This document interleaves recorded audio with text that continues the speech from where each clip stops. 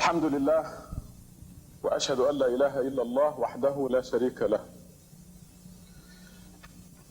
This, inshallah, will be the most important khutbah I've ever delivered so far, so please pay attention, special attention this time. I will try to repeat the important points, and I want you to bear in mind that I'm talking to you. You. Don't say he's talking to somebody else. Recently, I have come to a very important conclusion about believing in God. And this started in the Muslim Perspective issue of February 1987 with the title, Satan Believes in God. It dawned on me that throughout the Quran we are taught that the majority of believers in God are going to hell. In Surah 12, verse 103, it says, most people, no matter what you do, will not believe.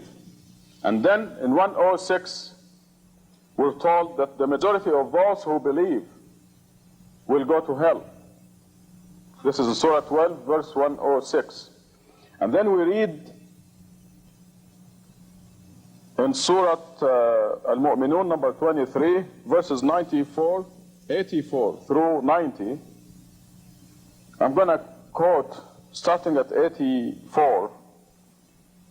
Say, to whom belongs the earth and everyone in it, if you know? They will say, to God. Say, would you then take heed? Or how come you do not take heed? Say, who is the Lord of the heavens, the seven universes, the Lord with the great dominion? They will say, God. Say, how come you do not observe righteousness or do not observe God? Say, in whose hand is the kingship of everything, over everything? The one that can come to your help and does not need any help, if you know, they will say, God. Say, how come you have been bewitched, have gone astray? So, and in Surah 29, verse 61 says, if you ask them who created the heavens and the earth and committed the sun and the moon, they will say God. And then the verse ends by asking how come they deviated. In Surah 29, verse 63, it says, if you ask them who sends water from the sky to revive dead land, they will say God. Say, praise be to God. How come most of them do not understand? So all these verses and many more throughout Quran tell us that people believe in God, Satan believes in God, but they are still going to hell. Now why? And the very important conclusion is, you do not believe in God unless you know God as He really is, with all His qualities. Namely, especially, that God runs everything, that God is doing everything. And this will shed a new light on our submission to God, our acceptance of whatever is happening, to you personally or in the world, to anybody, to anything, to any country. We do not believe in God unless we believe that God is running everything. And at this point, I would like to suggest a dhikr for you, something for you to do. Every day, wherever you go, when you're driving or sitting or you have nothing to do, or even if you have something to do, I want this to dominate your life, even mentally, even when you're doing something. I want you to repeat always, God is running everything. God is running everything. This is your new dhikr, our new dhikr. Because the whole world will look different to you. When anything is happening that may turn you into an objector, not a submitter, this will remind you that God is doing everything and that you are objecting. As a believer, you have no business losing your temper, for example. You're not a believer if you lose your temper. And as I said at the beginning of the khutbah, I'm talking to you.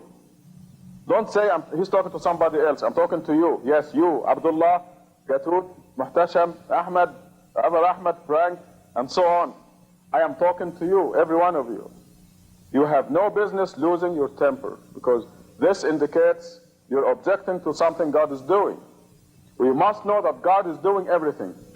Even the things that Satan is doing, they are following God's law. A good example in the Quran is before the creation of Adam, God is telling the angels, I'm putting on earth a representative.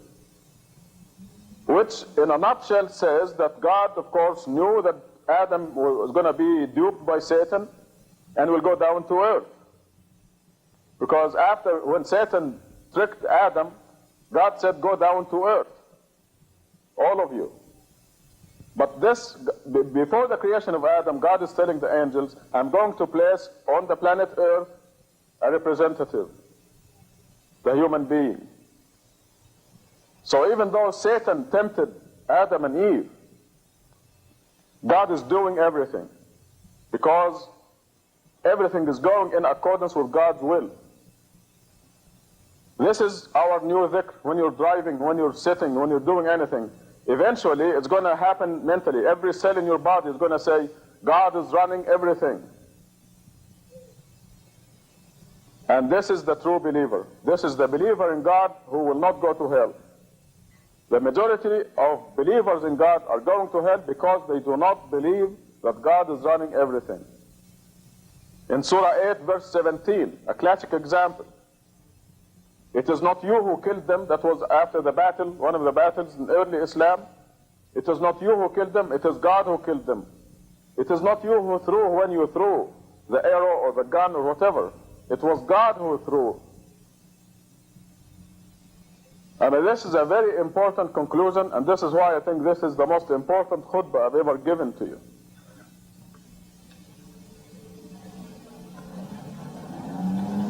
I made a trip recently to Egypt, and everything that happened in that trip told me that we don't do anything. We do not do anything. God is doing everything. The timing of my arrival, the timing of my leaving. I mean, I get on the telephone and say, TWA, I'm changing my reservation from Tuesday to Thursday. I decided to change I didn't decide anything. I didn't change anything. Believe me, God is doing it. God is doing everything. In Surah number 12, again, the brothers of Joseph decided not to kill him, right? They decided not to kill him. They decided to throw him in the well. But before this happens, way before this, years before they make this so-called decision of theirs, Joseph sees the dream. The sun, the moon, and 11 stars bowing before him. Which is his father, his mother, and his 11 brothers bowing before him. Something that was to happen after he's practically ruling Egypt as a man. So when the brothers met to kill him, the decision is already made. They could not decide to kill him. It was impossible. But here they are meeting, and they're taking votes. Shall we kill him? What shall we do with him? And then they decided, they think, not to kill him. God is running everything. And this is our new dhikr. Just keep telling yourself, God is running everything. Especially when you're at the brink of objecting to something or losing your temper. When you lose your temper, tell yourself, you must separate yourself from you as of now. When you lose your temper against a friend or a spouse or a brother or a sister or anybody in the street, you tell yourself, you're not a Muslim. You're objecting. Because God is running everything. Believe me, when your friend or your wife or your husband behaves in a certain way that gets in your nerves, God is doing it. And it's because you deserve it. So you have to get on yourself and correct yourself. And catch yourself objecting, not submitting to God. God runs everything.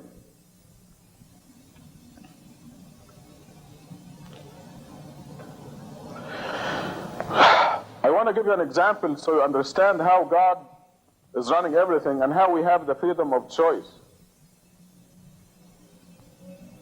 Suppose I I had a temporary ability of traveling in the future, let's say for 1 week. I travel in the future and I see what happened to you, what decision you made. Okay, so I traveled all the way to next Friday, and I saw exactly where you went, what kind of decision you made. Now back to this Friday, I'm giving you a choice to go to New York or to California. So I want to give you a choice to go to either New York or California. So I'm giving you a choice. You're going to freely choose California or New York for your trip. But I already know, see, because I traveled in time this 1 week and I know that you decided to go to California. So even though I'm giving you the freedom of choice, I know exactly what you're going to do and where you're going. But it is much more than this. I don't think we can really understand it. God runs everything, and this is the condition. This is a quality of God, and if you don't know this quality, you don't know God, and you don't believe in God. And this is what the Quran means by all these verses. When Satan inflicts disasters, diseases, cancer on people, Satan is doing this in accordance with God's law. And we see this in the Quran. I remind you, for example, of the disciples of Jesus when they demanded a feast from the sky. And God said, okay, I'm going to send it down, but if any of you disbelieves, I will punish him severely, more than anybody that I ever punished. Now you know that the punisher will really be Satan, but God, this is God's law. When they disbelieve, they step out of God's kingdom, then Satan will inflict the damage, but God is doing everything. So even the actions of Satan are under God's control. God is running everything. God will not be a God if he wasn't running everything. So this is a quality of God that we must recognize. And we're going to commemorate it. This is in our own language, in English. And you drive your car and you say God is running everything. And you look at everything and you say God is running everything. Because this is the condition of belief in God. The Quran says very clearly, when something good happens to you, it is from God. When something bad happens to you, it is from you. But God is running everything. God created the fire. You can use it to cook a steak, from a raw steak to a delicious cooked steak, unless you like it raw. But you can also put your finger in that fire and burn your finger. So God created the fire to be in your service, but if you choose to put your finger in it and suffer, then this is from you, not from God. But it is God's law that made the fire as burning. If you put your finger in it, it burns. It's God's law. It's one of the physical laws. There are many invisible laws. Like if you disobey God, if you go drink, for example, it's exactly like putting your finger in the fire, but the punishment is not as visible. You can be sure you'll pay. It's just like that, like the fire and putting your finger in it. Alcohol and drinking it. Drugs and taking them. Adultery and committing it. All these things, there are laws that God's laws govern them. And the punishment, the physical, the fire, putting your finger in it, the punishment for God for the sins are exactly in the same way, but they're not as visible.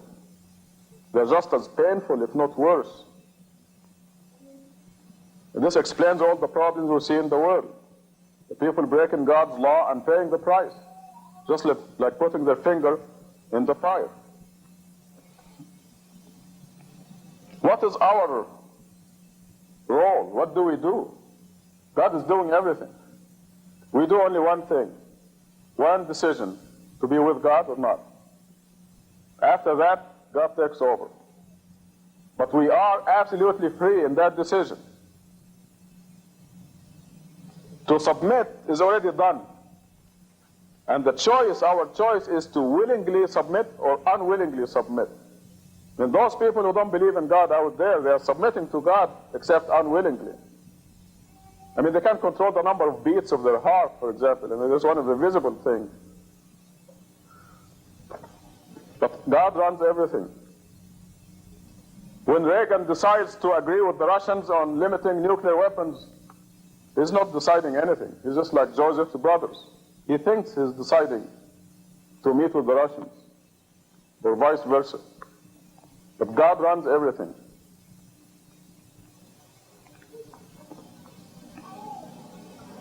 We know also that the angels are as free as we are from the incident where Satan refused to obey God and bow down before Adam. God wants his creatures to be free as far as that decision is concerned until the day of judgment. The eternal day of judgment, there's no more. We'll see everything and we'll submit. Everybody will submit, including the dwellers of hell.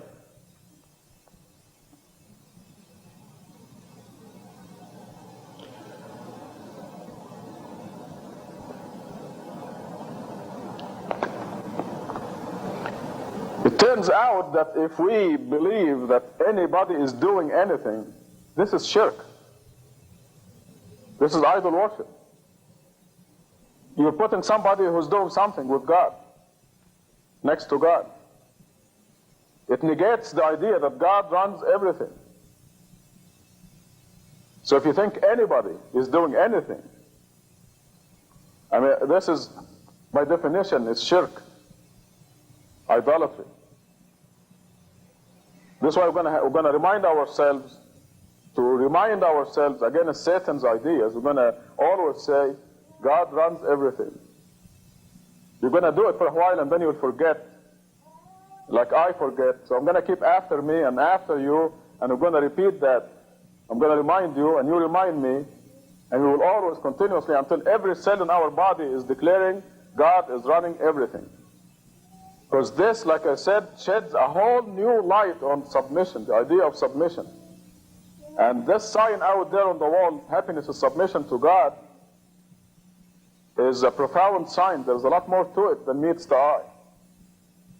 You're going to be perfectly happy. And this dhikr, where God runs everything, is going to help you into total submission. Because anytime you start to complain or object, you're going to remind yourself, God runs everything. I'm complaining against God. I'm complaining from God is doing this, so I'm complaining. I don't like it.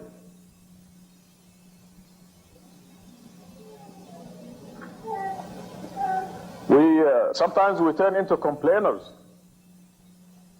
and we have to catch ourselves. Complainers will complain when things are good. They complain when things are bad. They get into a rut, and they complain continuously. That's objection. That's the opposite of submission. There's a good example of decisions. The main issue of the Muslim perspective, we decided to print a certain number, and we said, okay, we're going to get to these Muslim organizations. They don't deserve the Muslim perspective anyway, so we're going to skip one, do one and skip one. So we'll send only Muslim perspectives to half of them. And okay, we made a decision, right? We make decisions, but God makes the decision, and God's decision prevails. So the next day, the press, they call me and they say, guess what? We made a mistake. So what? Should we change the page? They printed one page on the wrong side. So they have to do it over for nothing. So we ended up with a large number of Muslim perspectives anyway, and we had to send the perspective to everybody. But this is an example of deciding, right? We decided to eliminate these names. But God decided, no, you're going to send it to every single one of them. God runs everything.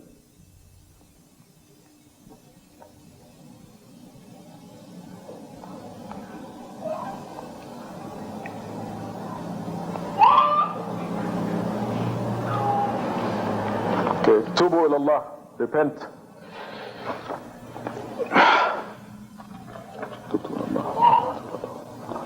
Allahumma ghfir warham.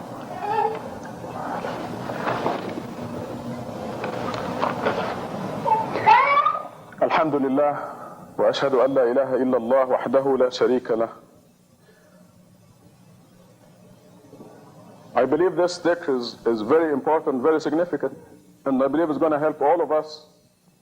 So I'm going to repeat again, impress on you that wherever you have a chance, continuously, God is running everything, God is running everything, God is running everything. Silently and loudly, and every chance you get. And eventually, like I said, every cell in your body will be pronouncing this important decision. This is the requirement to make it to heaven.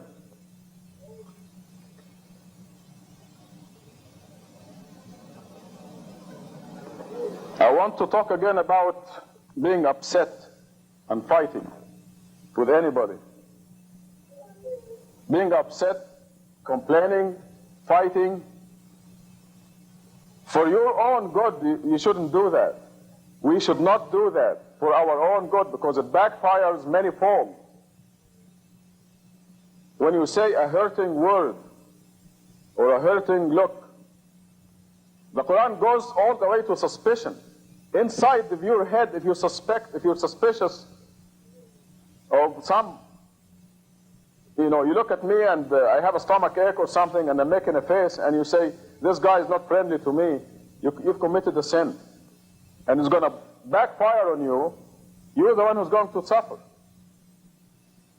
You must seek excuses for the people. If I pass by you and I'm making a face, it is not because I hate you. Probably I do. Maybe I do. But what you are supposed to do is, oh, he must have a headache or a stomach ache or something is bothering him. And you love me instead of hate me for your own good. But if I am making a face, if I'm passing by you and I'm making a face, and you assume that I do it because I don't like you, and it is true, even that little suspicion in your head will hurt you, will backfire on you. So let alone being loud, calling names. These backfire on you for your own protection, for your own peace of mind and happiness. Don't do it. And the reason is that the mechanism of it is that it is objection. It is complaining against what God is doing. God is running everything. And if your husband or your wife or your friend is behaving in a certain way, it's because of something you have done. You have to join your wife or your husband or your friend and call you names or whatever the other person is doing. You ally yourself with your enemy against yourself because it's something you have done. Say, God is punishing me for something I have done. I have stepped out of God's laws. And always remind yourself, God is running everything. And don't say, I'm talking to somebody else. I'm talking to you, every one of you, and me. I have to remind myself. I think I'm the oldest person in this place. Anybody older than me? Gosh. See, from my experience, as being your elder, I'll give myself the privilege of advising you. From experience, it backfires on you when you lose your temper.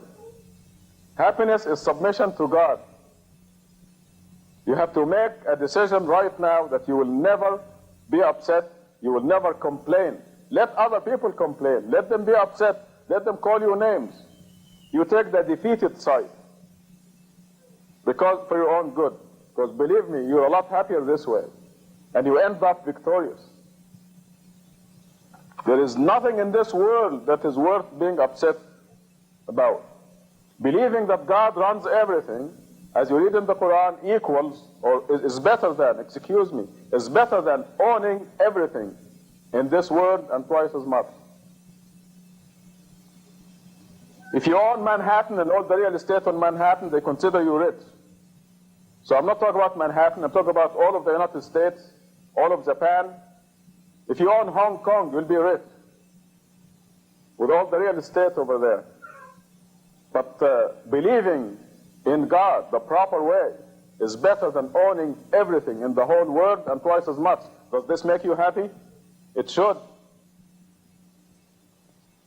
The simplest thing you do as a believer, which is praying 5 times a day, if you put it in the right perspective of a person who believes, is the greatest thing that can happen to anybody. Okay, I want you to put yourself in this situation. You receive a telephone call from the White House. You say, Frank, Jürgen, you're invited to have lunch with the president next Wednesday. Okay, I'm going to use Frank as an example. Frank immediately will call his work, I'm not coming to work on Wednesday. And will call his friends, guess what? I'm invited to lunch at the White House. And he'll find the best clothes to put on for that important meeting. Well, 5 times a day you have an appointment with the King of Kings. If you believe that God runs everything, that God is the president of the whole world, that Reagan is a dinky servant, an insignificant creature of God, if you really know that, well, is this what you will do for every prayer? You have an appointment with God 5 times a day. You're going to call work and say, I'm not coming to work because I have an appointment with the president of the whole universe. So this puts things in perspective. You're going to seek excuses not to go to the White House? I have a headache, Mr. President. Most people will go even though they have the worst headache, a migraine, you know, they'll still go.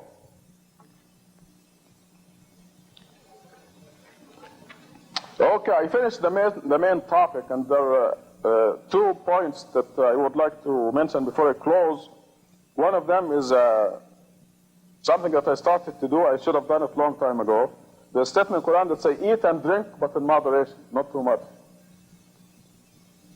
So I started doing this after Ramadan, and it feels great not to fill your stomach too much.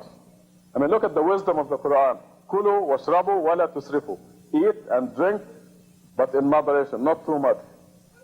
And it's a great thing.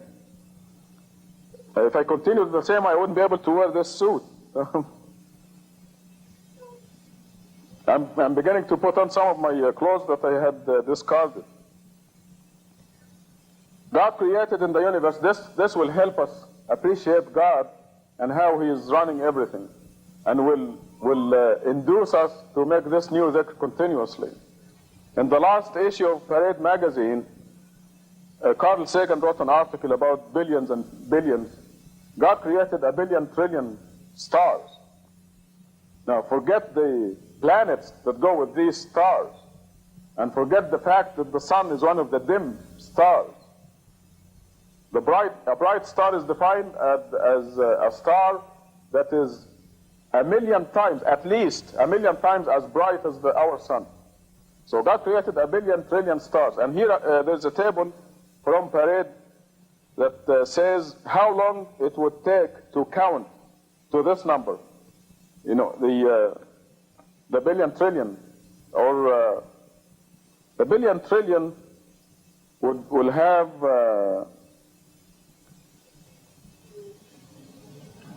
7 times 3, 21 zeros, which will make it a septillion. 1 billion trillion is a septillion, okay? So, but here they went as far as a quintillion. Okay, let's just go to the small number, okay? Quintillion. Yeah. Quintillion is 1, 2, 3, 4, 5, 6. 6 times 3, only 18, not 21. The quintillion, how long it will take you to count this number from 0, 1 count per second, night and day. You know how long it will take you to count the quintillion? Let's forget the other 1 million stars. And let's forget the planets and the heavenly bodies and all this. It will take you, listen to this, you're going to say 1, 2, 3, 4, just counting, okay? Not creating, counting. It's going to take you 32 billion years, which is more than the age of the universe. Okay? I mean, the universe is not 32 billion years, but if you just count, you look at the stars and count one by one, it's going to take you 32 billion. This is mathematics, because you divide the quintillion by the seconds and the minutes and the days and so on. So it will take you 32 billion years to just count them. God created them. Okay, so you can appreciate the greatness of God. أقم الصلاة. الله أكبر الله أكبر الله أكبر الله أكبر لا إله إلا الله. الله أكبر. بسم الله الرحمن الرحيم. الحمد لله رب العالمين الرحمن الرحيم مالك يوم الدين. إياك نعبد وإياك نستعين. اهدنا الصراط المستقيم صراط الذين أنعمت عليهم غير المغضوب عليهم ولا الضالين. الله أكبر.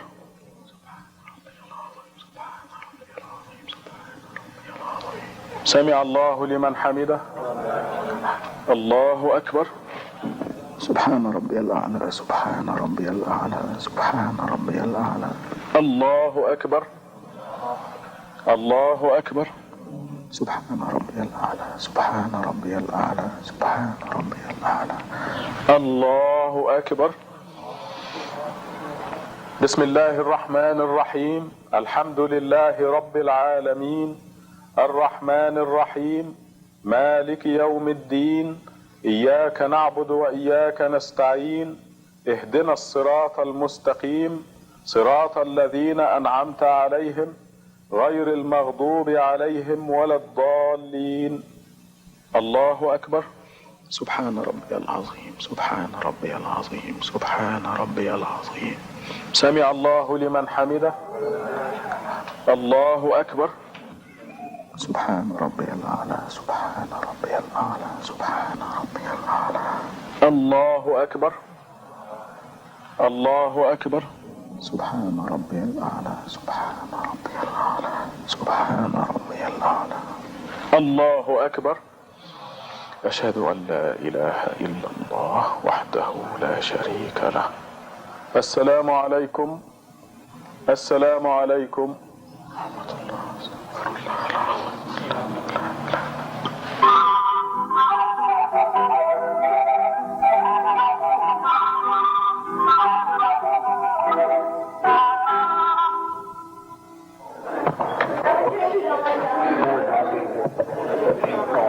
Roll call. Mr. Miller? Here. Mr. Barrell? Here. Ms. Heckman? Here. Mr. Ford? Mr. Ford is excused. Mr. Laws? Here. Mr. Davis? Here. Mayor Murphy? Here. Item 2. Invocation, Pledge of Allegiance. The invocation this evening will be given by Imam Rashad Khalifa of the Islamic Mosque of Tucson. Will you please remain standing for the Pledge of Allegiance to the flag?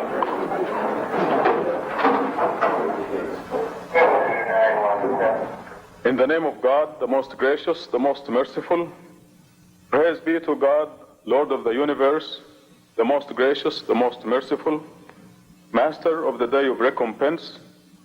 Only you we worship, only you we ask for help.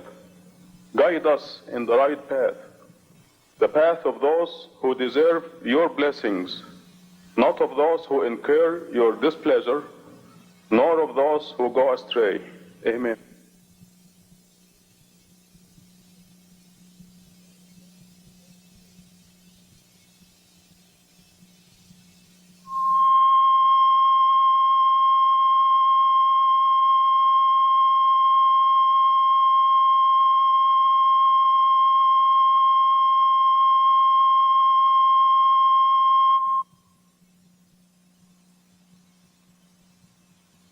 All united in this place of prayer, each individual soul joined in a community of worship. One God.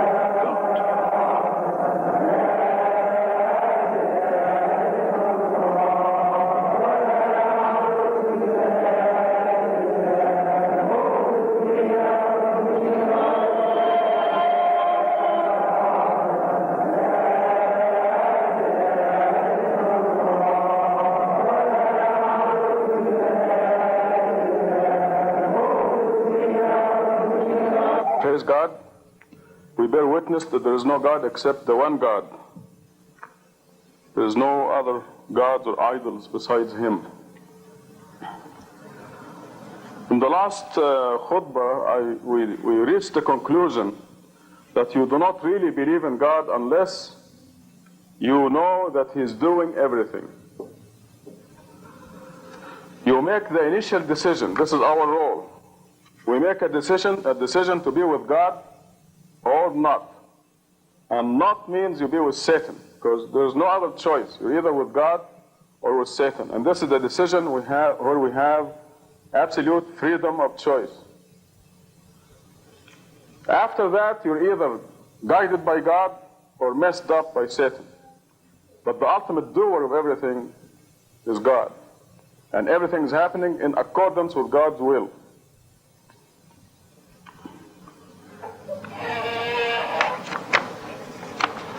I want today to compare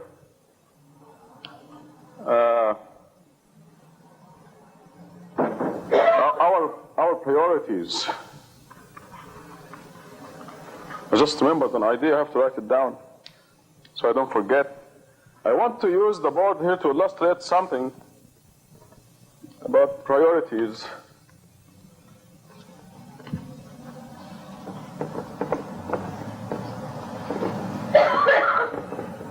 Most people do not know who they are. We recognize now the human being as consisting of two entities. Just to make it very simple, the body and the soul. Okay. The body goes on for, let's be optimistic, about 100 years. And then it dies, becomes nothing. The soul is the real person, the real you. This is the real person right here. And it goes on for eternity. The body has requirements, and the soul has requirements. The body, now what I want to compare here is what we do for this entity and what we do for this entity. For this entity, people start with the infant. The infant is given milk and nourished, given shots, painful shots, and growing pains, and teething. And then they go to school, the body goes to school. You know, you have to go to school, right? If you want to be, there's a commercial on the radio and TV now by, what is the name of that comic cat? Garfield. He said, if you want to be a fat cat, go to school. Go to college, I think he said. So you go to school, and you take tests, and go through the homeworks, and the absence reports, and chastising from the parents and the teachers, and working very hard, studying. You know, school is not popular with most of us. You go through grade school, junior high school, then you go to high school and all the hard work involved in it, and you're so glad to graduate only to go into college. Then you're a freshman, and you study very hard and work, and you're very busy, you know, devoting a lot of effort and time and money to go to school. Because, why? Because this body, you want it to dress nicely, have good clothes, and you want to buy a house, preferably in the foothills, with so many rooms and luxuries and carpets and drapes. This body wants that, and you work hard for that. You graduate from college and you apply for jobs. You go to the placement office and you stand in line for the interviewer, the people who interview you, and you are very polite to be interviewed. You want to be bright, you want to pretend to be bright, and you want to put on your best appearance and some sense of humor and intelligence, abilities. You know, you pretend to be perfect for the interview, and you get the job. And then you do a lousy job and you're fired. Then you're applying for other jobs and you're miserable. You know, all this is for the body, because the body wants clothes, housing, food. And we do all this work for the body. Now, what are they doing for the soul? The average person. Now, this is the real person. Now, after all this, the body dies, goes to dust, becomes nothing. There was a person, this body would belong to a person called Rock Hudson. Remember that name? Rock Hudson. Okay, he died recently. That's why you still remember him. And Rock Hudson was a very successful person. Lots of money, fame, covers, magazine covers, on the front covers, TV, movies, wealth, Beverly Hills mansion. His body had a lot of fun. And he also broke God's law, as we know, and he died in humiliation. Now the real person, Rock Hudson, does exist. The real person. What did he do for this body, and what did he do for this? What did the fame and money and bring him? What was the value of the fame and the money that he accumulated? Remember George Liberace? The glitter, the suits that he was wearing, and the showmanship and the clapping, the people clapping for him, the performances he gave, and how many millions of dollars he made. But how much does he, the real person, have? At the end, the mortician was afraid to touch him because of the virus, AIDS virus. Rockefeller, any of them. So the body, people work very hard for this entity here. And what do they do for the soul? This is the question. What I'm trying to bring out is rearranging our priorities, or putting our priorities in perspective. What are we doing for the soul? What does the soul need? The soul needs worshiping God alone. This is the first step, because the soul is part of God in any way you want to look at it, because God said, I blew into Adam from my spirit. So the soul needs to worship God alone, and then it needs food, nutrition. The 5 daily meals, the 5 prayers are needed. You need fasting. People like Rock Hudson, for example, he put himself in the service of this body. He was serving this body. Whatever the body wants, he gave it. But he neglected himself. And if the soul was this size when he started, it is still this size now. Didn't grow, he didn't feed his soul. His priorities were mixed up. I'm using a real person as an example, because here's a person who attained fame and fortune.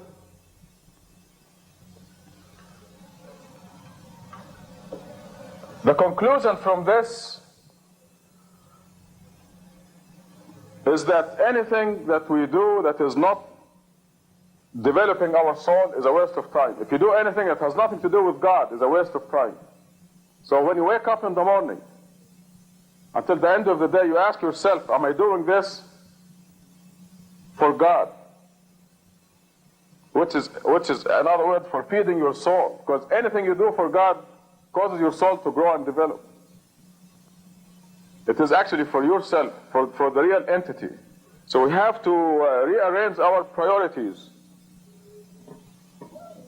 put them in perspective. How much of the day are you doing for the body, and how much are you doing for you? You went to school and suffered through examinations to have a good job. What did you do for you?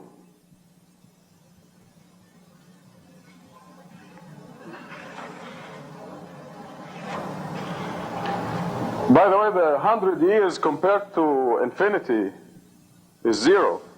So this is the proportion that you should do for yourself and for your body. You should do 0 for your body. And you should do 100% for you. It is not intelligent otherwise. Because this is 0. It's going to be nothing. So you have to put this in the service of you, and not the other way around.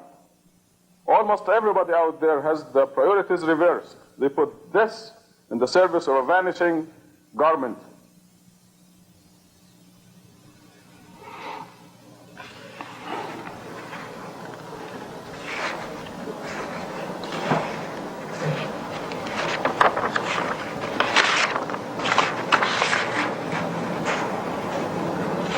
توبوا إلى الله, repent.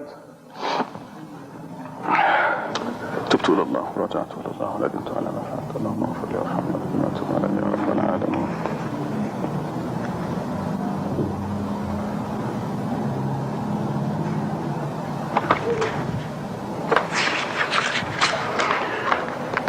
الحمد لله وأشهد أن لا إله إلا الله وحده لا شريك له.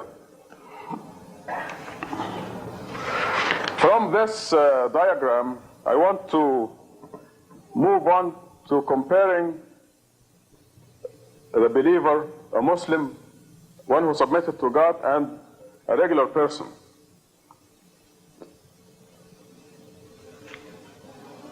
I was looking out the window the other day, I prayed my morning prayer, and about an hour later, one of my neighbors, I was looking out the window and I saw the neighbor coming out, and he was obviously very sleepy. His hair was all messed up, and you can imagine the person just got up, he's walking like this, can hardly walk.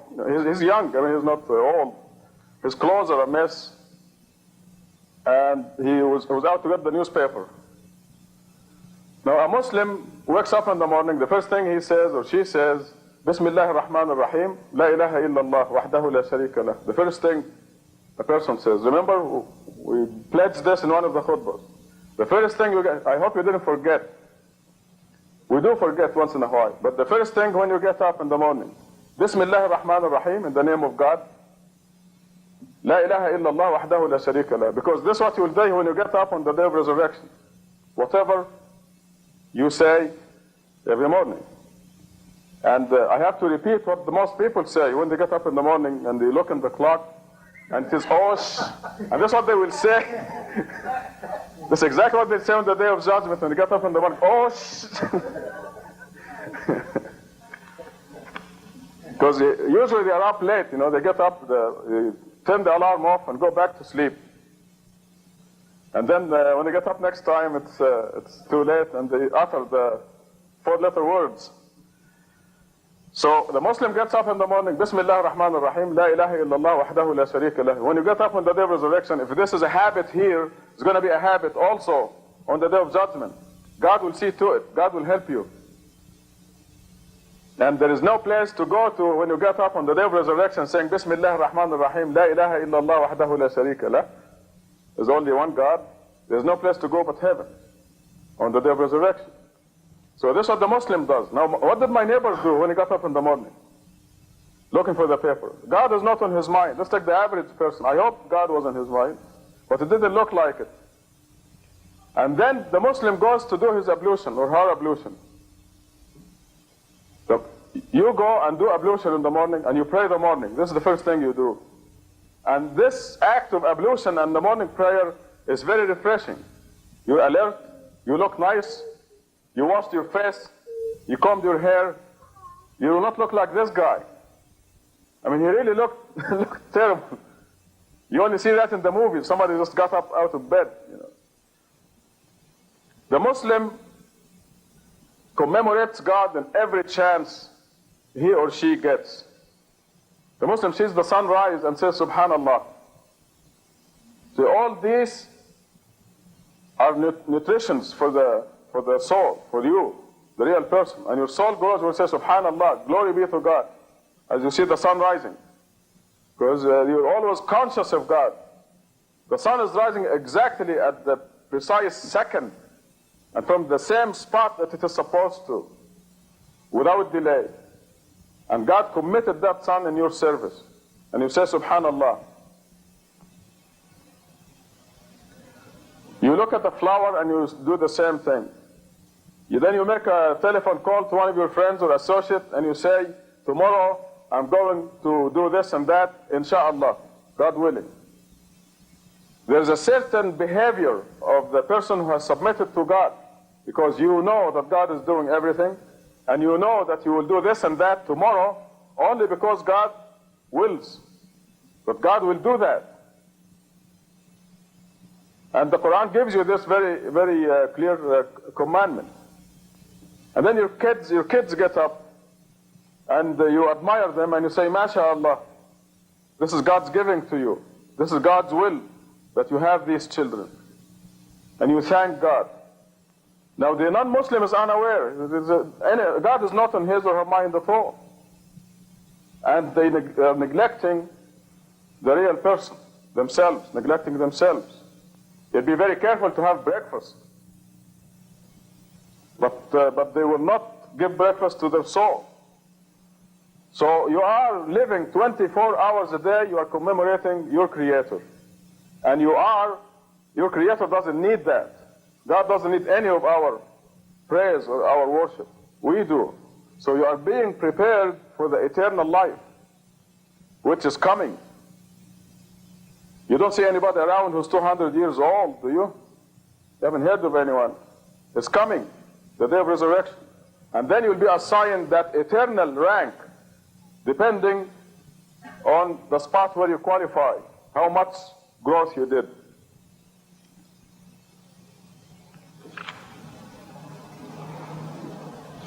So far I talked about rearranging the priorities, or putting the priorities in perspective, and how much time we devote to your soul, how much time, the real person, and how much time you give to your job and your boss and your family and so on. Strictly, you can give time to your family in the cause of God. Our priorities must be in perspective. This is why you are here, for the Friday prayer. You dropped all business and you are here for the Friday prayer. This is the correct priority. Anytime you are not here on Friday, you're out of God's grace. It's a commandment for every Friday. You drop all business and you go to the Friday prayer. And God associates this with business and profit. And God says it is better for you to drop business.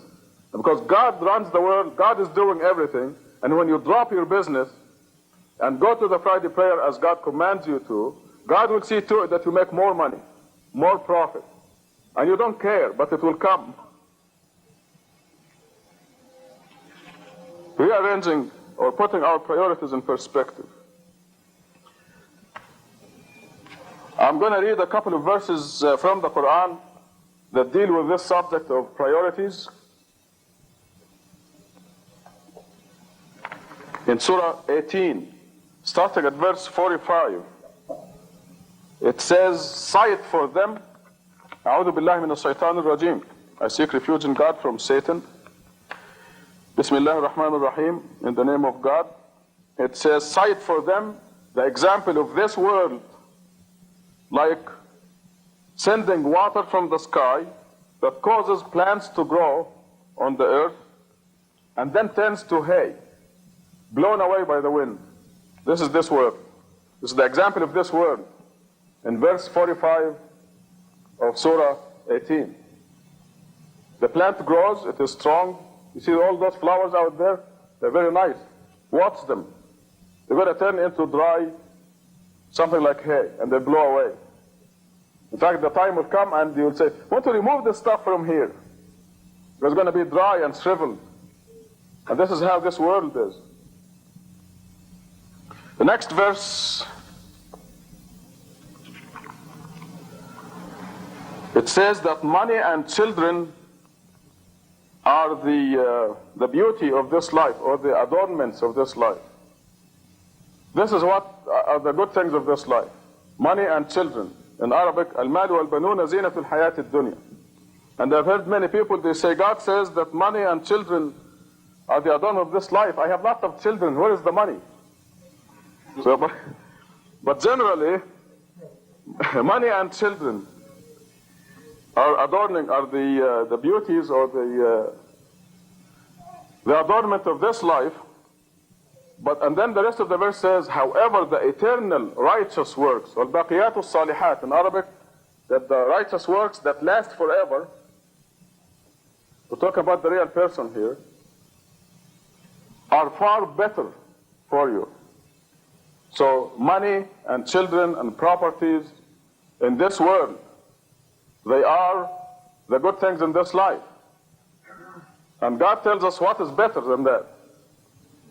Like I mentioned in the last khutbah, worshiping God alone and nourishing your real person, the Quran says, is much better than owning everything on this earth and twice as much. All the real estate in Vancouver and New York,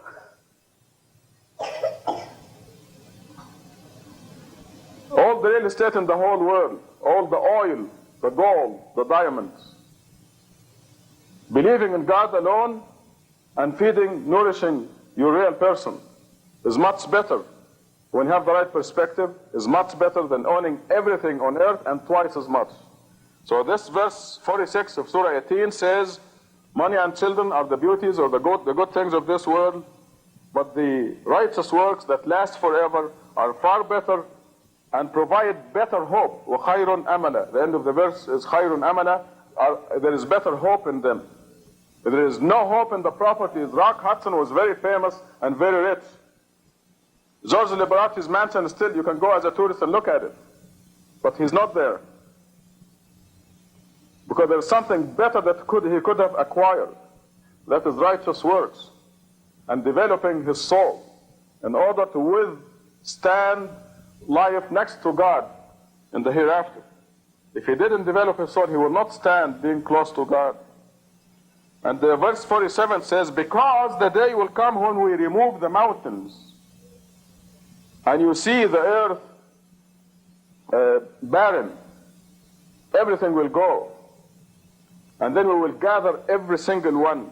The Arabic says, فَلَمْ نُغَادِرْ مِنْهُمْ أَحَدًا. We will not leave a single person. God says we're going to gather everybody for this reckoning. How much did you do for this vanishing garment? How much did you do for yourself? The reckoning is going to be automatic. But every single one will come to account.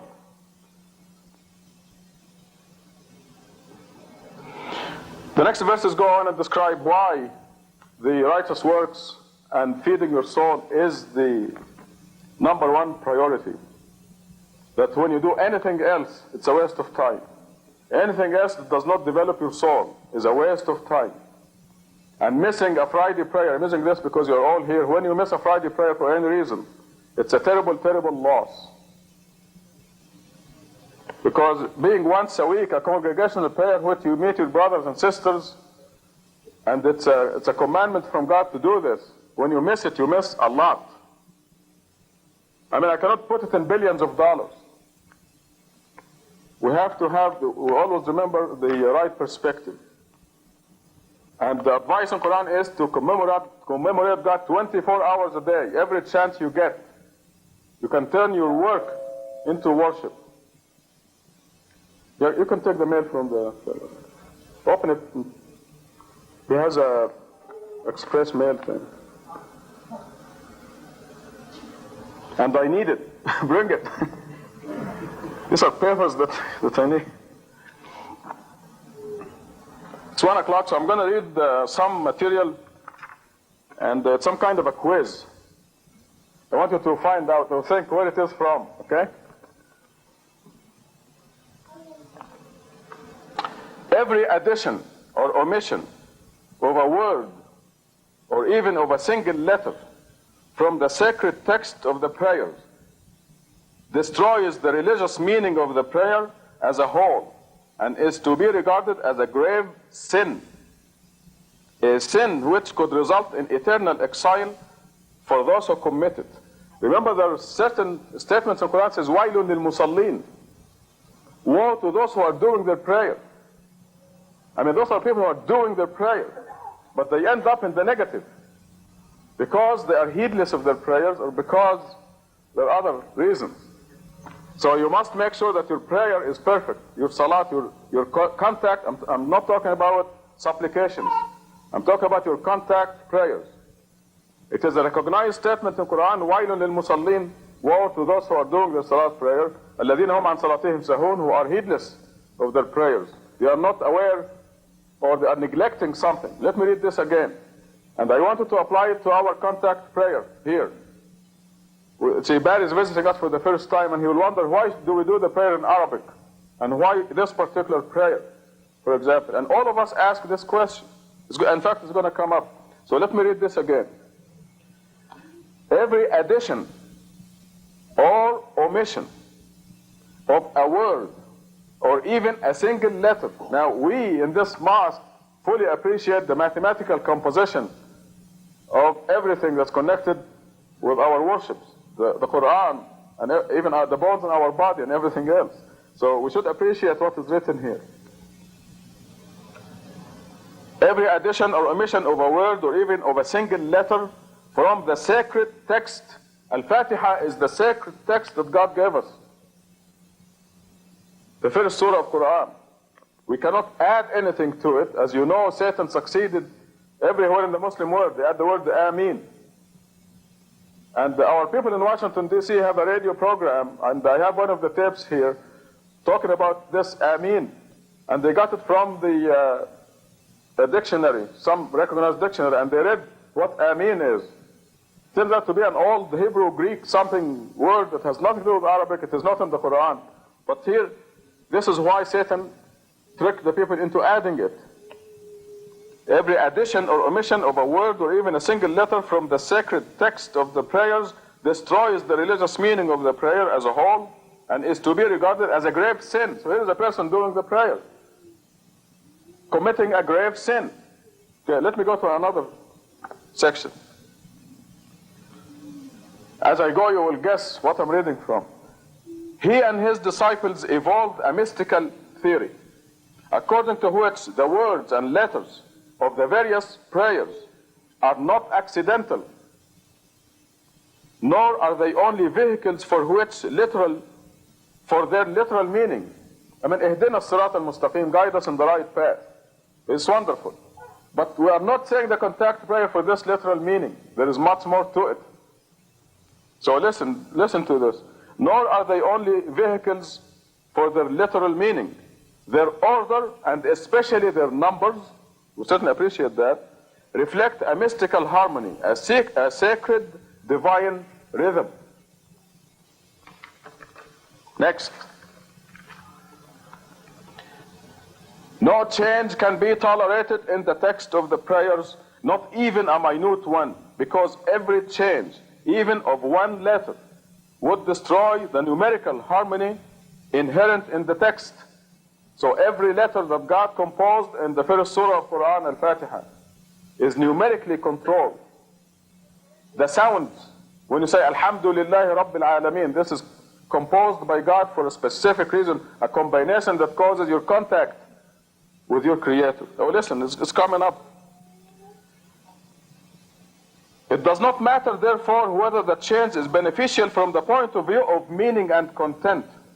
I mean, you may think of composing a Shakespearean, excellent, literary marvel that praises God. It doesn't mean a thing. Forget it. It is not the meaning we're after. It's the numerical composition and the sounds. For this level of meaning is not the most important one in the prayers. The text was formed by God, I'm adding this by God, to reflect mystical harmony, and any change would destroy it. The second point here is the liturgy, that is the contact prayers, Al-Fatiha. The liturgy received new importance and new meaning within the framework of religious practice, after discovering the numerical importance of it. A completely new dimension was added in this way to the daily prayer service. It stopped being just a reciting of requests and praises of God in ancient formulas, Arabic, for example, and became a vehicle for becoming a participant in a mystical divine harmony. The prayers suddenly received a new depth of meaning and importance, which was undreamed of in the 1,000 years that had passed since they were formulated. Next.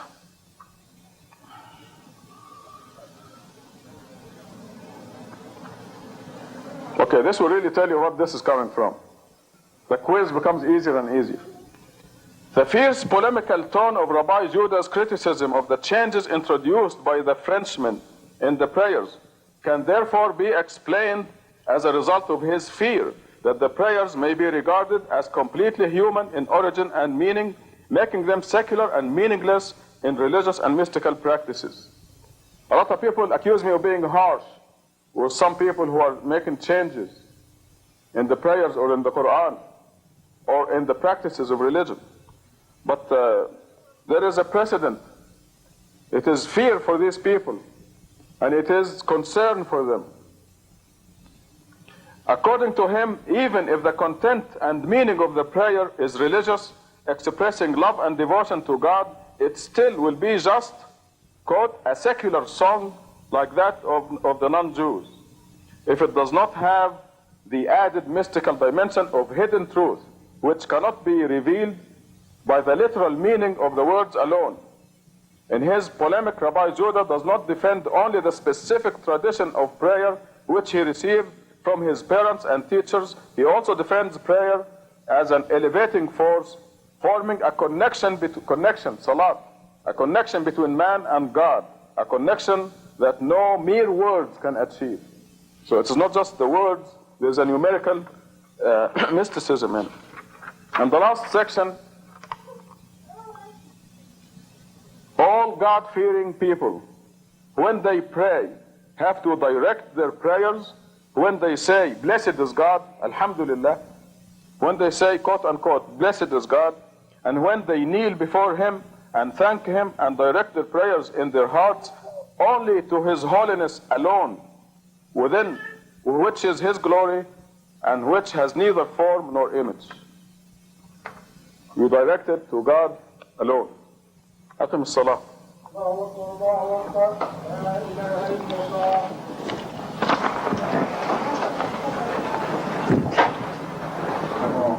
بسم الله الرحمن الرحيم. الحمد لله رب العالمين الرحمن الرحيم مالك يوم الدين إياك نعبد وإياك نستعين اهدنا الصراط المستقيم صراط الذين أنعمت عليهم غير المغضوب عليهم ولا الضالين. الله أكبر.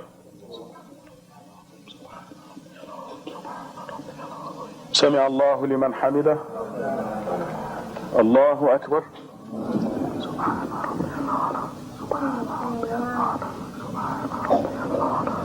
الله أكبر. الله أكبر.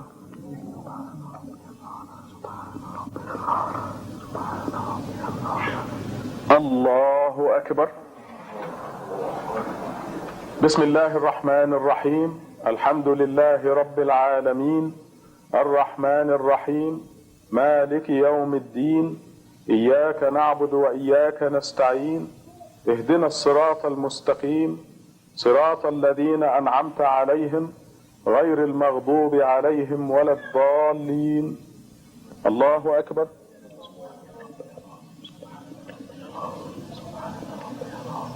سمع الله لمن حمده. الله أكبر.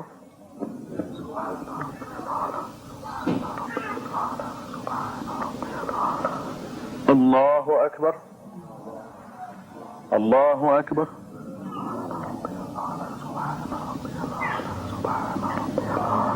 الله أكبر. أشهد أن لا السلام عليكم ورحمة الله. السلام عليكم ورحمة الله.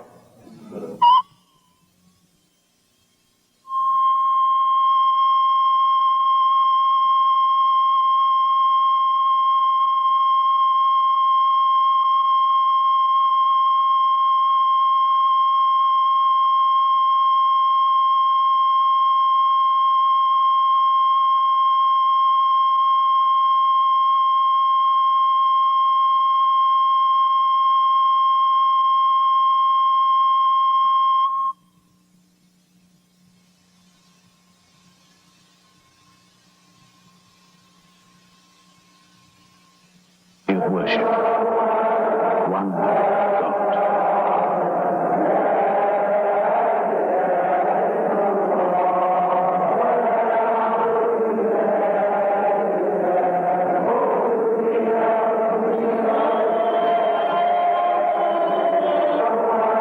One God.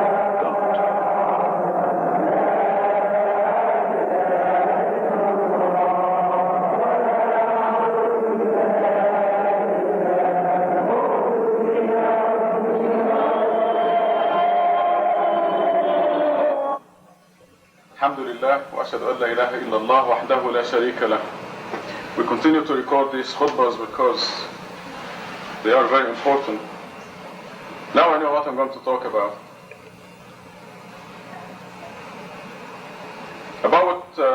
In fact, exactly 19 years ago, I started the research on the Quran. I put it in the computer, and you know the rest of the story. Now, after that, there was tremendous publicity for the miracle of the Quran. We had not reached the conclusion that is causing all kinds of problems for the disbelievers, that we shall worship God alone, that we shall devote ourselves to Allah alone, and that we must uphold the Quran, the whole Quran, and nothing but Quran.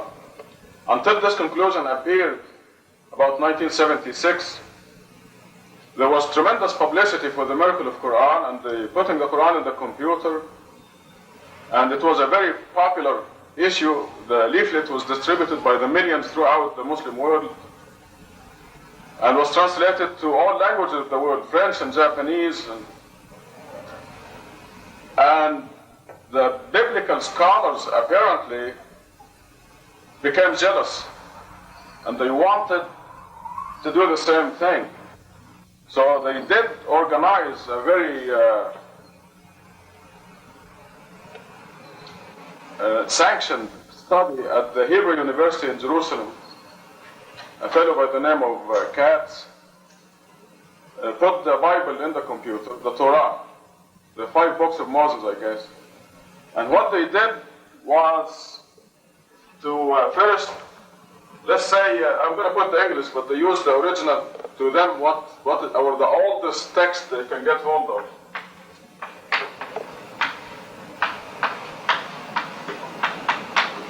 In the beginning, this is how the book of Genesis begins. What they did was take every second letter. I think they started with every 7th letter. 1, 2, 3, 4, 5, 6, 7. 1, 2, 3, 4, 5, 6, 7. So they took every 7th letter, put all these letters together, and tried to get meaningful words or sentences out of them. That didn't work. So they took every 8th letter, and that didn't work. And they kept going on until they got to some number and they found the word Torah. And they became very excited. And they said, God is saying that this is the Torah, and so on. They found words like Elohim, Jerusalem, Holocaust. But these words were formed from the letters that they extracted from the text, the original text of the Bible. Last night, Larry King had a professor at the University of California, San Diego. His name was Richard Elliott Freeman. His book is now in the market, and they're making a big noise about it. The book is entitled, Who Wrote the Bible? And in the question and answer by telephone, somebody asked him if he's familiar with the computer work that was done in Israel. And I'm going to let you hear the answer. Then I will comment from there on.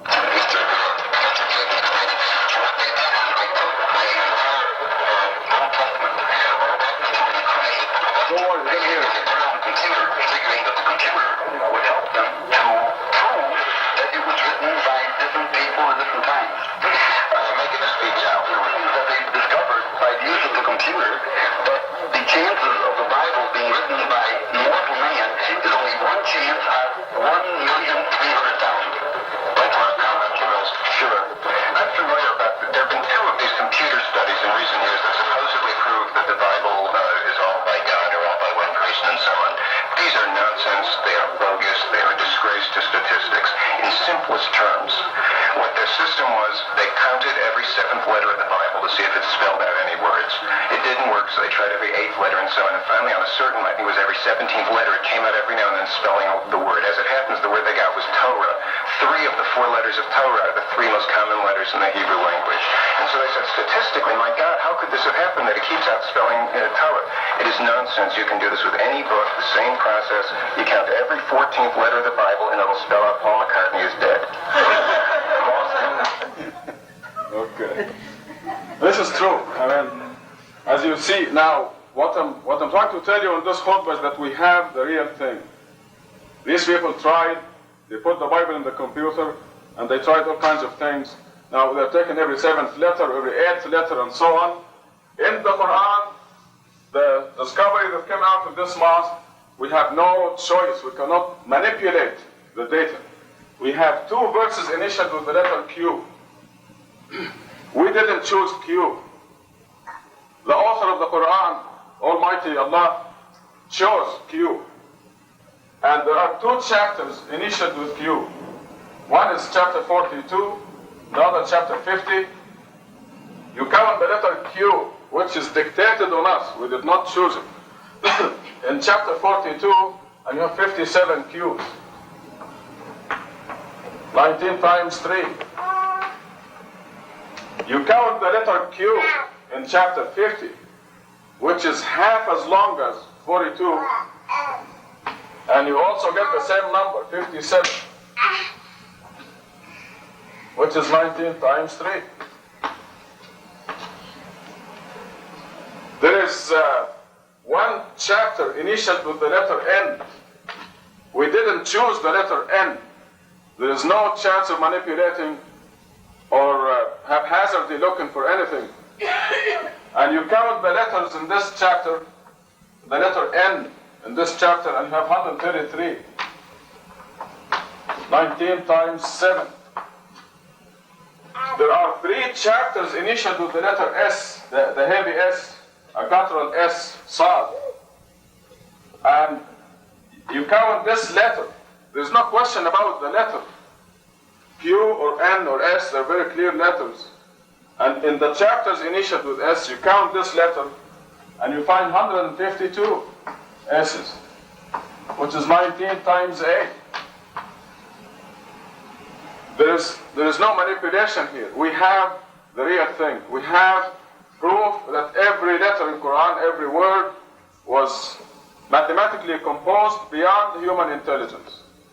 This is a supernatural composition.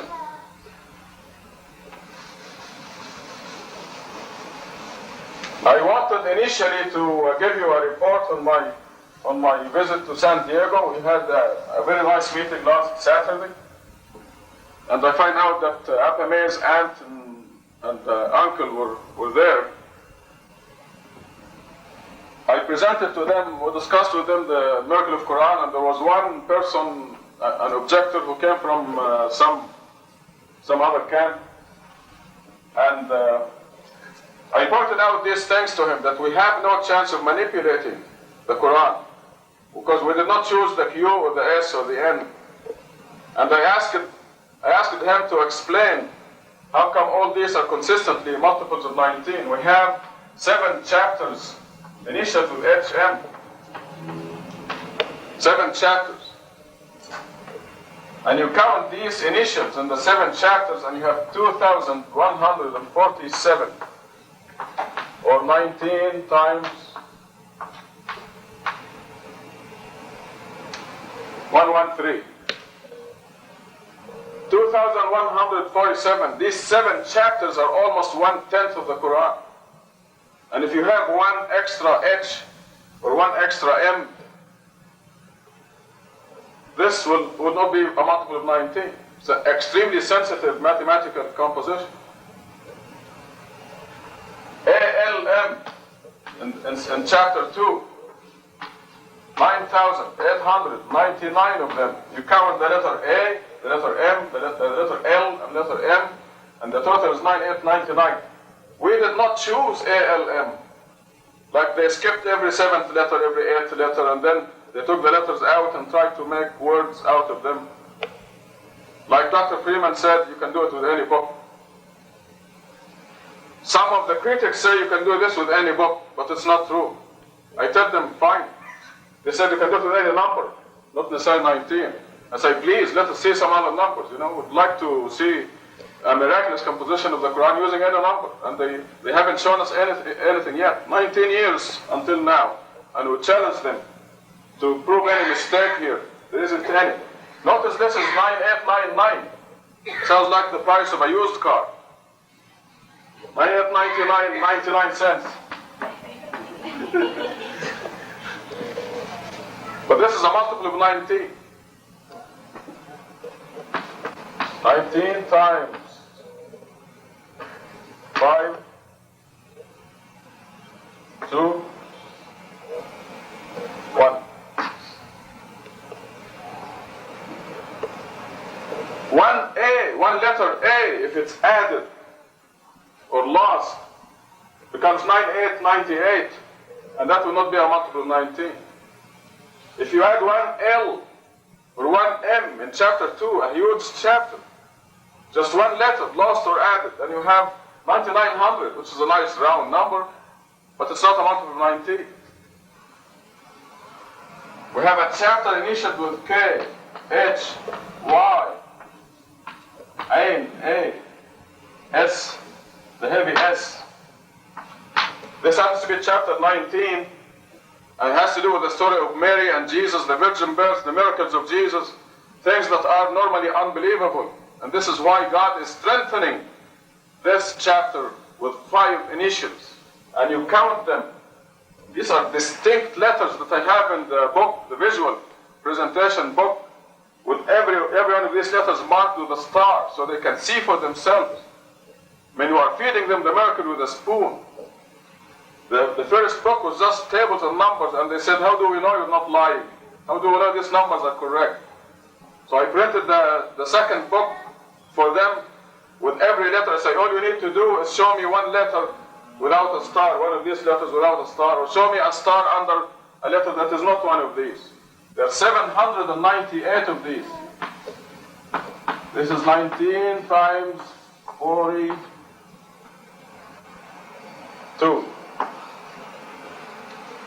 Consistently, every single one of them, without exceptions, 29 chapters initially. And we have no choice. These KHYAS have been in the Quran for 1400 years. There is no chance for manipulating or playing around. And after the conclusion came that we shall worship God alone and uphold the Quran alone, you know how popular I am. They are dying to find a mistake.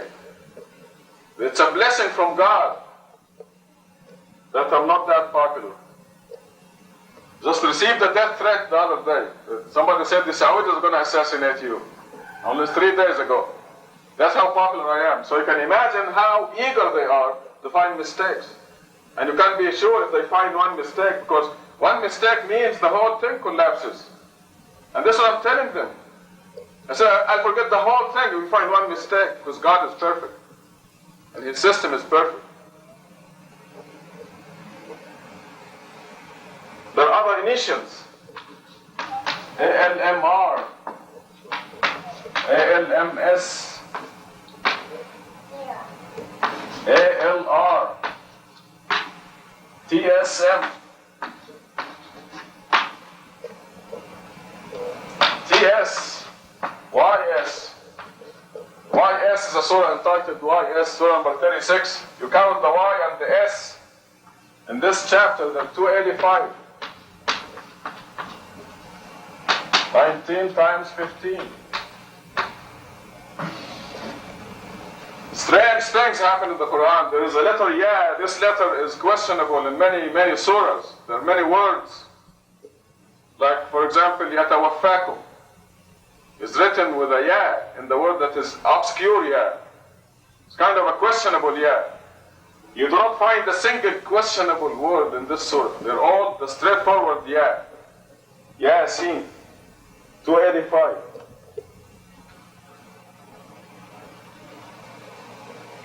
I don't know what other letters I forgot, but every single one in their chapters is a multiple of 19. No wonder God calls this one of the greatest miracles. And we are the lucky generation that witnesses this miracle. The consequences of this miracle certainly are fantastic. And they have evolved to the ultimate conclusion that I've been telling you about. God is doing everything. This is the ultimate conclusion. This ultimate conclusion explains why the majority of believers are going to hell. Because there are lots of people who believe in God, but they don't believe that He's doing everything. It's a very crucial conclusion, the ultimate conclusion. The one that leads us to heaven. And you can understand why it is rare that people go to heaven, the people who are going to heaven are rare. And we find this in the Bible consistently, in the Bible, in the Quran. Narrow, straightened is the road to heaven. Wide and spacious is the road to hell, says the Bible. The Quran says the same thing. Tubu ilallah. Repent.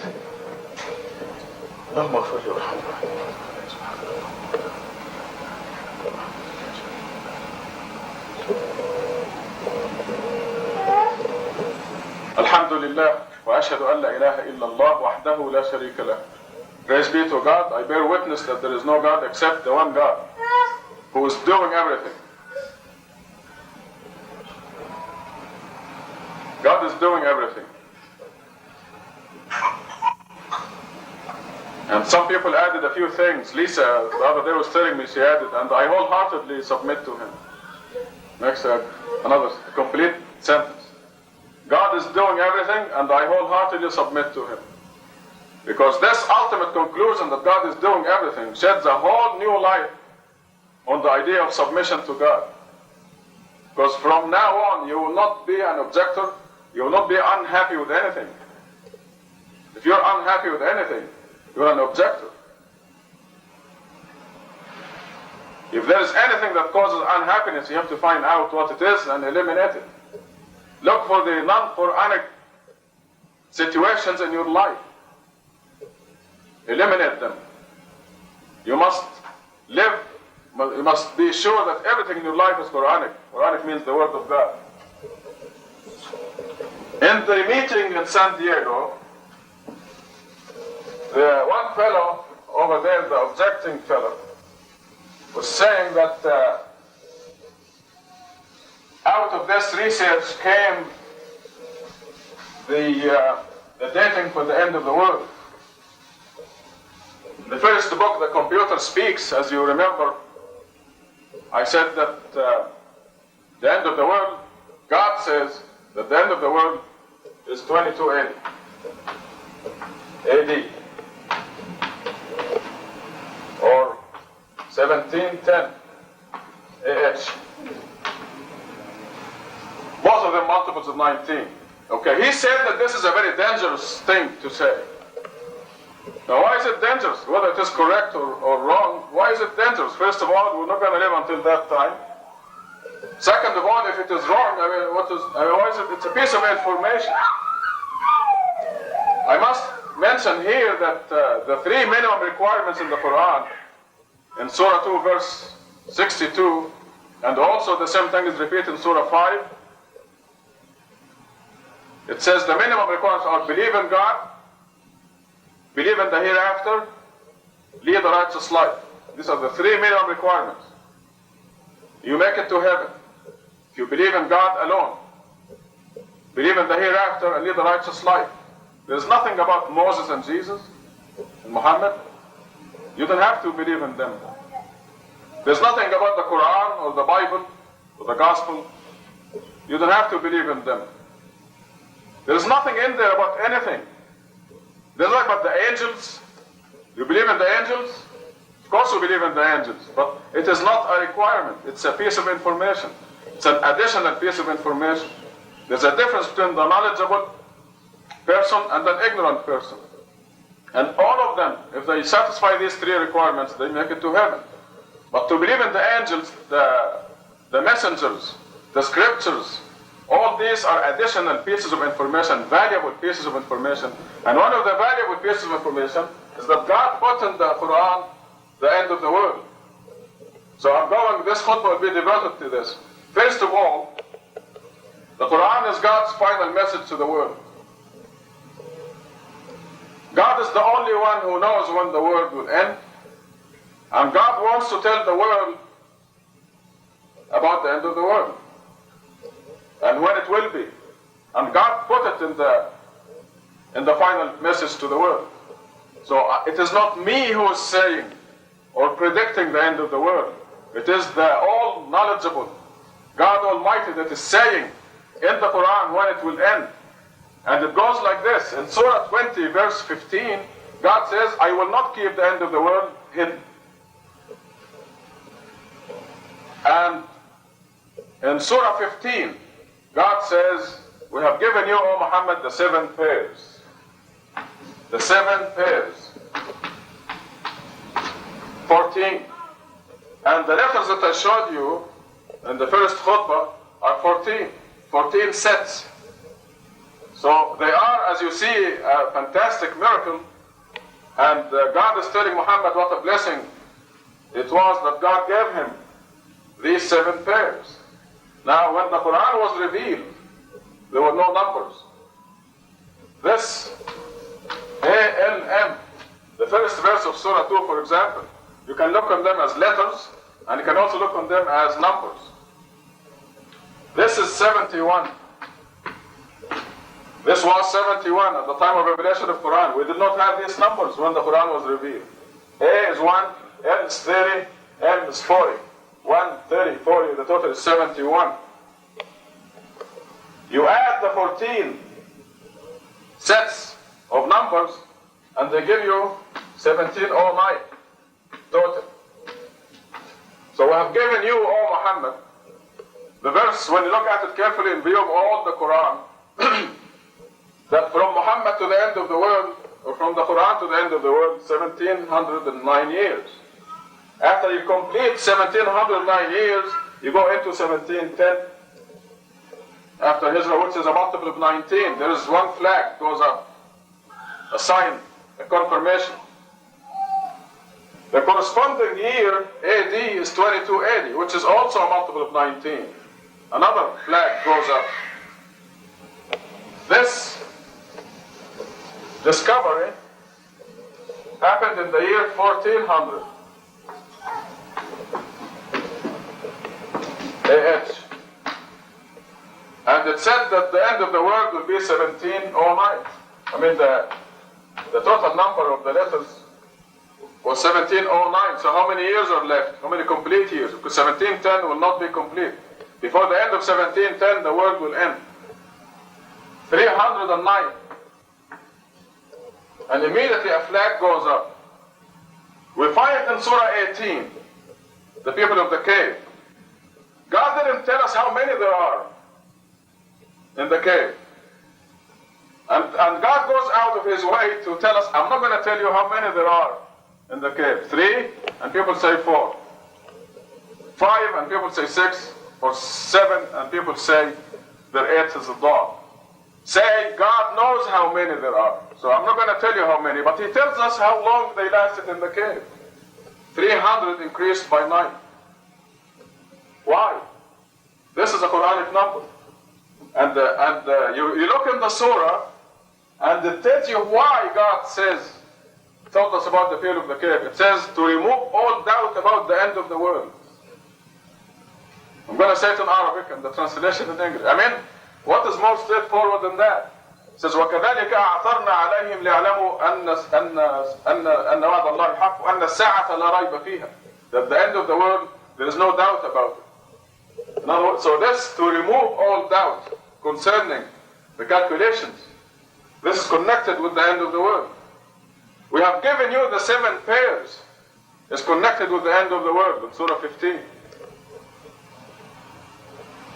The verse before that, before we have given you 7 pairs, God says that God is the omniscient, who knows, the creator, the omniscient, who knows everything and knows when the world will end. وَإِنَّ السَّاعَةَ لَآتِيَةٌ فَاصْفَحِ الصَّفْحَ الْجَمِيلَ إِنَّ رَبَّكَ هُوَ الْخَلَّاقُ الْعَلِيمُ. That your Lord is the creator, the omniscient, who knows when it will end. We have given you 7 pairs and the great Quran. So all these signs together tell us that there is no doubt, but it is a piece of information. It is not required to go to heaven. The minimum requirements are believe in God, believe in the hereafter, lead a righteous life under any name. If you're a Buddhist or Hindu or Christian or Jewish or Muslim, under any name, if you worship God alone, the creator of the universe, and believe in the hereafter, heaven and hell, resurrection after death, and lead a righteous life. You can't just believe in God and the hereafter and be a nasty, bad person, liar, cheat, and all that. You have to lead a righteous life. So these three minimum requirements will lead you to heaven. Belief in the messengers, Muhammad, Jesus, Moses, is not required. The angels is not required. Believing in the scriptures is not required. We don't see it in the... Believing that the world will end at 1710 or 2280 is not required. But it is a valuable piece of information, as valuable as knowing that there are angels and jinns and messengers and scriptures. Atim as-salat.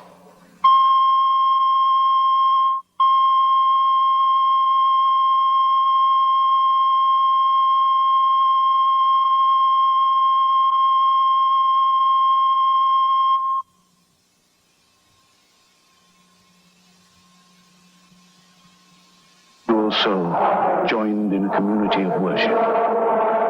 One God.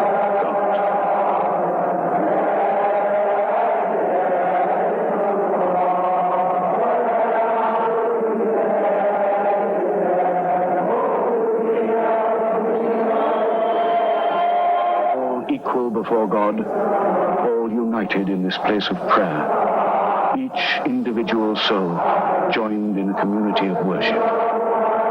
One God.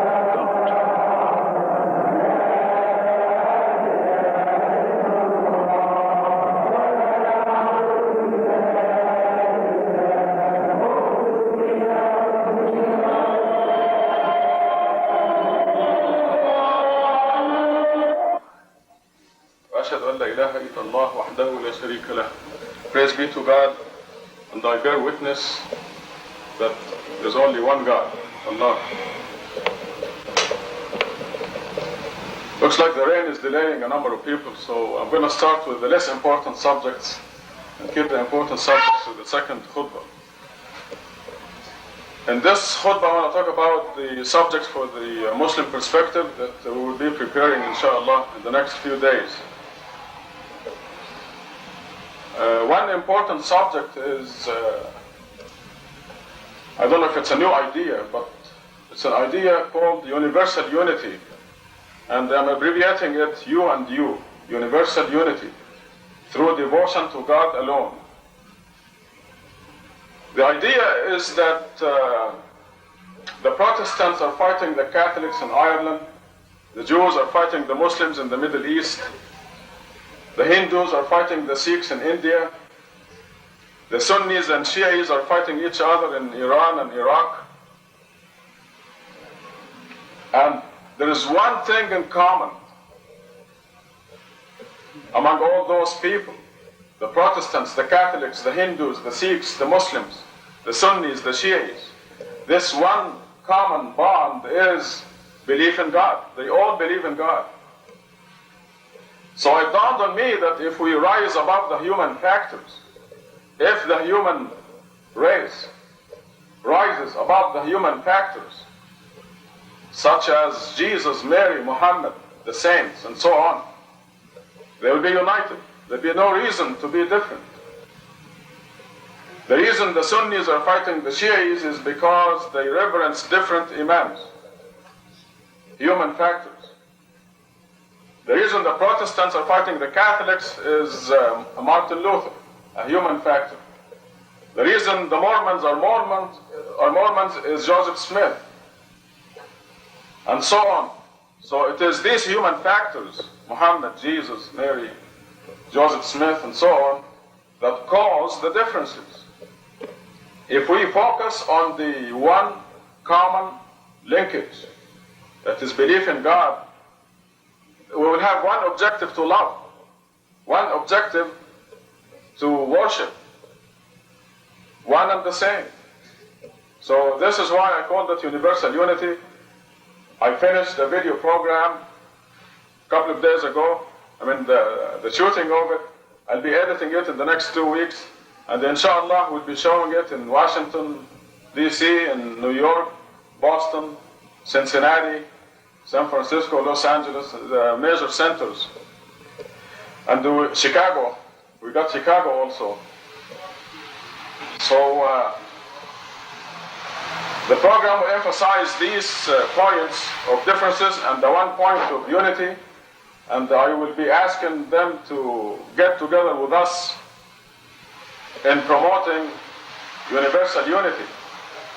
The complete name is Universal Unity Through Devotion to God Alone. And by the way, we're going to change this sign out there. While studying this subject, I realized that you can submit to somebody while hating his guts. So submission is not really a good word. Devotion is a positive word. So we're going to change the sign and make it happiness is devotion to God alone. This is a product of this universal unity idea. This is one subject. And I'm going to put this in the Muslim perspective, on the back page. On the front page, I'm going to talk about polygamy, which is a very popular subject. I had a call from New York, Sayyida Ahmed, most of you know her, and they're having a big problem with New York Muslims abusing the law, God's law, polygamy. So I want to start off by saying that we have laws, divine laws in the Quran. Polygamy is one of them. It is God's law, it is allowed. But I want to say that when we abuse God's law, any of God's laws, the retribution is really not worth it. The retribution is severe. We can't cheat ourselves and justify things for ourselves. But when we look at the subject of polygamy, our example is the Prophet Muhammad. Sometimes they accuse us that we do not follow the example of the Prophet, and this is a lie. But our example here, a perfect example, is the Prophet Muhammad. He had one wife until she died. For 25 years, he had one wife. All his youth, from the age of 25 to 50. He had only one wife, he had all his children from her, except one. And after Khadija died, he married widows of his friends who had children to give them his name.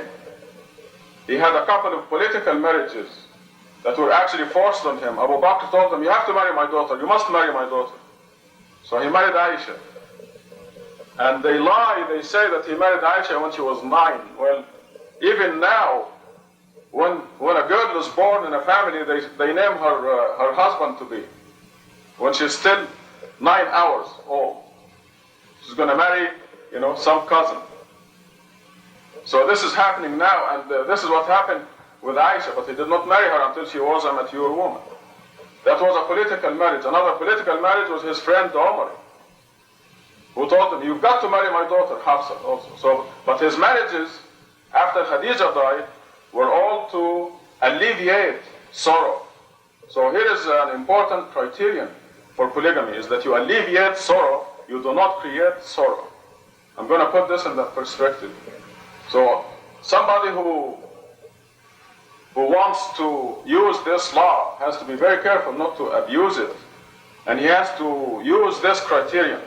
Am I creating sorrow or alleviating sorrow? Will there be creation of pain or removal of pain? This is one thing. Am I driven by lust or am I driven by charitable feelings?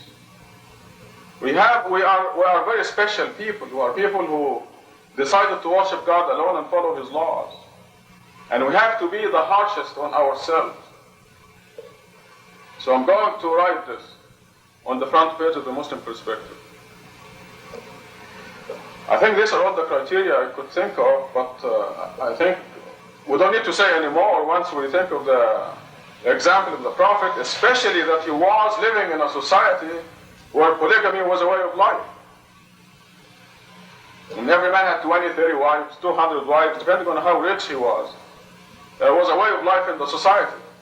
Where in this society, it is not a way of life. It is even illegal, according to the laws of this country.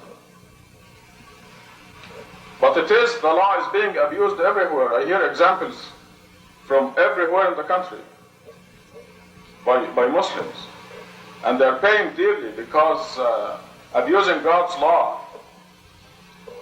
When you become a Muslim, you know better. When you know better, the responsibility is multiplied many-fold, and the retribution is really severe. It's not worth it. Tubu ilallah, repent.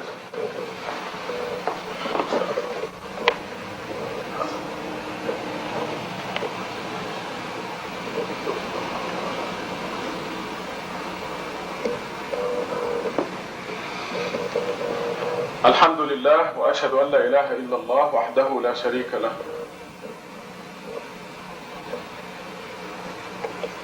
The important subject I want to talk about in this khutbah is I was reading the Bible, preparing this book about Jesus, and in one place Jesus tells the people, your problem is that you do not know God.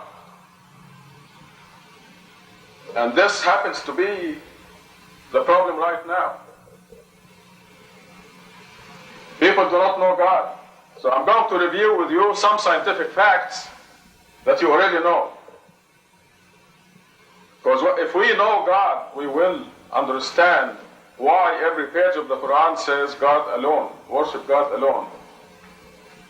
And we'll understand the blasphemy of putting human creatures anywhere near God. We live in something called the solar system. And our sun is 93 million miles away. 93 million miles away. This is 93,000 times as much as from here to New York. 93,000 times. Going to New York and coming back 93,000 times. That is how far the sun is from us. The light of the sun takes 4 minutes to reach us. That's the speed of light. 93 million miles in 4 minutes. The solar system has 12 planets, maybe more, that they haven't discovered yet. And the sun and the 12 planets around it occupy a distance that goes to 4 billion miles. Okay, 4,000 millions of miles. This is our solar system. Our sun is a star, and in our universe there are a billion trillion stars. This is stated clearly in the Quran when God says in Surah 40 that the creation of the heavens is a lot more difficult than the creation of the human being. If you can imagine that. But see, we have a billion trillion heavenly bodies, only stars. Because there are uncountable decillions of other heavenly bodies associated with those stars. A billion trillion stars in 1 billion galaxies. All these are scientific facts. 1 billion galaxies. Our galaxy is called the Milky Way galaxy. And our next door galaxy is 2 million light years away. That's next door. If you live 2 million years and travel at the speed of light, doing nothing else, just traveling at the speed of light, you will go next door galaxy in 2 million years. There are a billion of those, billion galaxies. And we learn from Quran that these, now by the way, it will take you something like 100 billion years to just count them, not create them. Just to count the stars. They do it scientifically by taking a picture at random of the sky and counting what's in the picture and then multiplying by they calculate the circumference of the earth and the visible stars. So this is how but if you count them they take 1 second per star to count. It will take you 100 billion years, day and night, without stopping, just to count them. Now all this we're told in Quran is in the smallest and the innermost of 7 universes. So all this vastness is in the smallest universe. Imagine 7 balls inside each other. The second universe is bigger. The third is bigger than the 2. the third universe, the fourth, the fifth, the sixth, the seventh. Can you imagine the circumference of the seventh universe? How long is it, the circumference?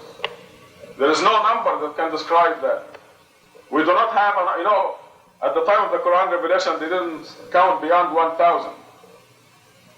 And now, with our computers, we do not have a number that will, even if you estimate the differences between the 7 universes, and being very conservative, you still will not have a number that will describe the circumference of the 7th universe in light years or millions of light years. Infinity would be the closest and most honest description of the circumference of the 7th universe. If you go to the edge of our solar system, the Earth will be almost invisible. You have to use very, very powerful telescopes in our solar system. If you go to the edge of our galaxy, the Earth is absolutely invisible. And on this earth walked a man called Jesus, or Muhammad. So the people do not know God, they are unaware of who God is. Because this infinity, the circumference of the 7th universe, we're told in Surah 39, is held within God's right hand. This allegorical description, being withheld within God's right hand, is to tell us how big God is, how great God is, and who God is. Because it is not held within His hands. There's a difference between holding something like this or like this, inside. How much space do you have inside your hand? God is great. And because of this greatness, God is capable of treating you as if you're the only creature in the universe. God has that capability, and He does. He's closer to you personally than your jugular vein. God is great. We cannot understand or encompass the greatness of God. God is capable of treating every ant as if it is the only creature in the universe. Can you imagine the circulatory system of the ant? The heart of the ant? It does have a heart, and it beats. It's not like our heart, but it does have a heart. It has a circulatory system. And God controls that as if it is the only creature in the universe. So when God says in Surah 53, God is the one who makes you happy or miserable, God is the one who makes you rich or poor, and when we raise the new understanding, which is absolutely essential for you to go to heaven, namely, God is doing everything. We need to know who God is to understand and appreciate that statement. God is doing everything. The only thing we do is choose to be with God or with Satan. This is it. After that, God takes over. And God makes you rich or poor, happy or miserable. God is doing everything.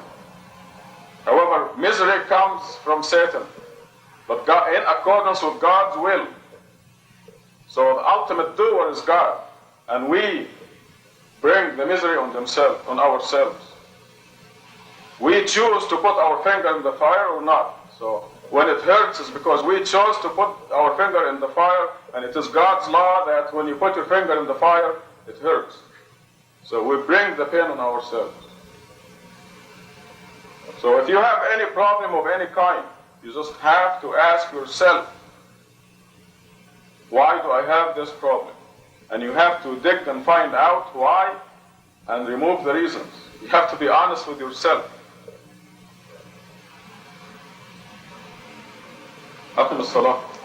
الله أكبر الله أكبر لا إله إلا الله.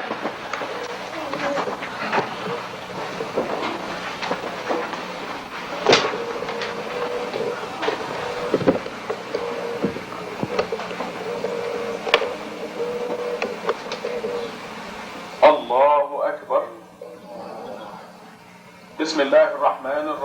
الحمد لله رب العالمين الرحمن الرحيم مالك يوم الدين إياك نعبد وإياك نستعين اهدنا الصراط المستقيم صراط الذين أنعمت عليهم غير المغضوب عليهم ولا الضالين. الله أكبر.